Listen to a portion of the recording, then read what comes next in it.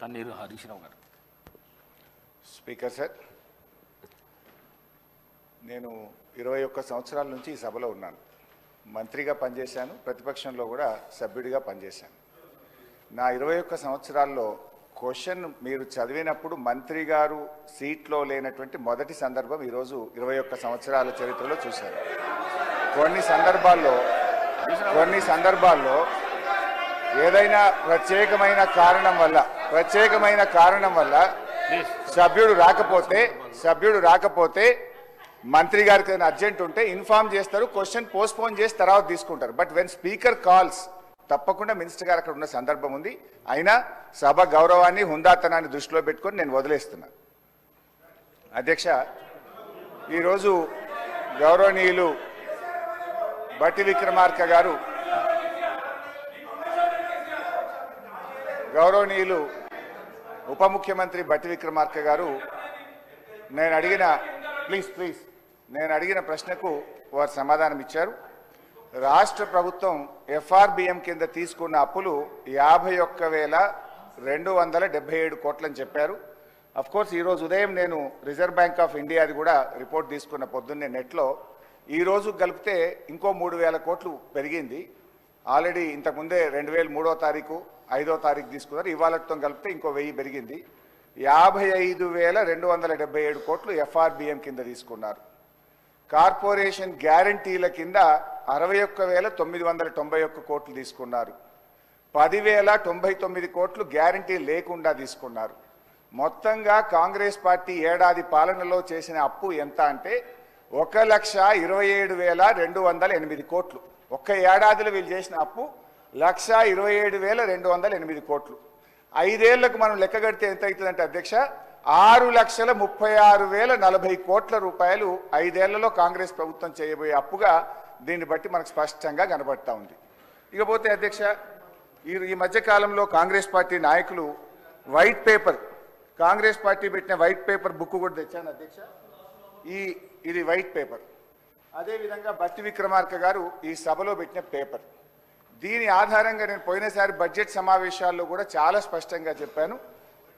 మీరు గతంలో BRS party 10 ఏళ్ల కాలంలో 671 అని ఒకరంటారు, 7 లక్షల కోట్లని ఒకరంటారు, 711 అని నోటికి వచ్చినట్టు మాట్లాడుతున్నారు.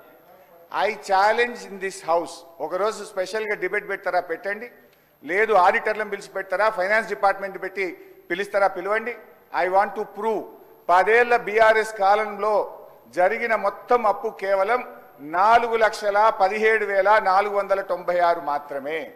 కానీ గోరంతలు కొండంతలు చేసి గోబల్స్ ప్రచారం చేసేటువంటి ప్రయత్నాన్ని ఈ సభ ద్వారా నేను తీవ్రంగా ఖండిస్తా ఉన్నాను.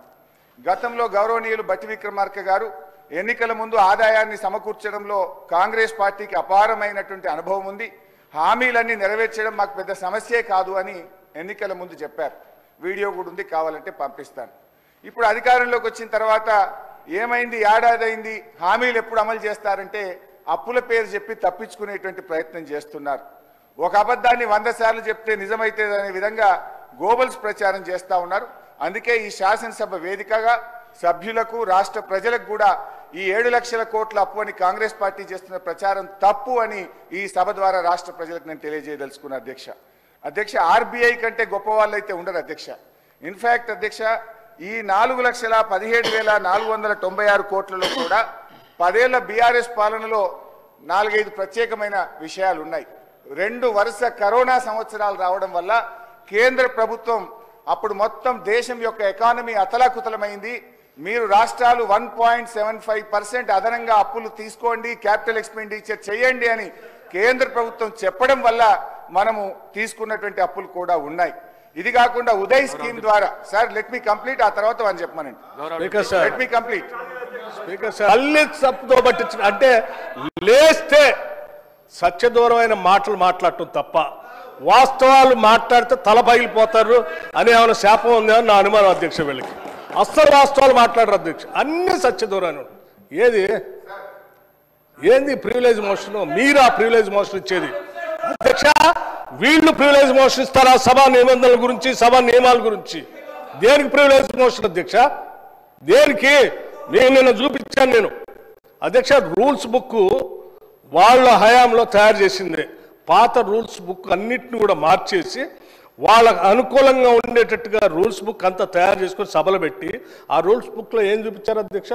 స్పష్టంగా ప్లకార్డ్స్ తీసుకొని రావద్దు, స్లోగన్స్ ఇవ్వద్దు, పొరపాట్లు అట్టు చేస్తే వాళ్ళ మీద చర్యలు తీసుకోవాలని చెప్పి అన్ని చాలా స్పష్టంగా రూల్స్ బుక్లో పెట్టి నిన్న మీరు చేసింది ఎందుకు అధ్యక్ష? ఏం చేశారు మీరు? సభలో మీరు కానీ మీ నాయకుడు ఆనాడు ముఖ్యమంత్రిగా ఉన్నటువంటి కె చంద్రశేఖరరావు గారు సభలో చెప్పినటువంటి ఏ ఒక్క అంశాన్ని అమలు చేశారు అధ్యక్ష? సభ నిబంధనలు పూర్తిగా ఉల్లంఘించారు. వాళ్ళు హౌస్ ప్రివిలేజ్ మొత్తం పక్కదో పట్టించింది. వాళ్ళు ఒకటి కాదు, రెండు కాదు, 3 ఎకరాల భూమి బరాబర్ ఇస్తామని చెప్పారు దళితులు, గిరిజనులకు. ఇచ్చారా? ఈ సభలోనే కదా చెప్పింది వాళ్ళు. ఈ సభలోనే కదా అధ్యక్ష చెప్పింది. డబుల్ బెడ్రూమ్ ఇల్లు ఇస్తా అని చెప్పారు. ఇచ్చారా అధ్యక్ష? ఉద్యోగాలన్నీ పూర్తి చేస్తా బరాబర్ అన్నారు. చేశారా? 2 భిన్నమైనటువంటి డైలాగ్స్ నేను వినిపించగలను అధ్యక్ష.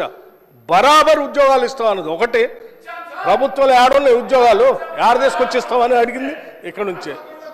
సభ నిబంధనలు నియమాల గురించి ప్రివిలేజెస్ గురించి వారు మాట్లాడితే ఎట్లా అధ్యక్ష? వారు ఏమన్నారు? నేను ప్రివిలేజ్ ఇచ్చారట. ఎందుకు?